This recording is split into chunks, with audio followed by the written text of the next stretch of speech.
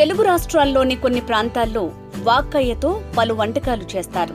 ఈ చెట్టు పచ్చి కాయలు రుచి లేమిని అరికడతాయని పెద్దలు చెప్తారు. అలాగే జీర్ణరసాల స్రావాలను మెరుగుపరిచి జీర్ణక్రియను వేగవంతం చేస్తాయని అంటారు. కాలేయం పనితీరు మందగించినప్పుడు ఈ పళ్ల గుజ్జును పటిక బెల్లంతో కలిపి సేవిస్తే పైత్యరస ఉత్పత్తి మెరుగుపడుతుంది. తద్వారా కామెర్లు వంటి రోగాలు రాకుండా అరికడుతుందని ప్రకృతి వైద్యుల సలహా. వాక్కాయలు రక్తంలోని అధిక గ్లూకోజ్ని నియంత్రిస్తుంది.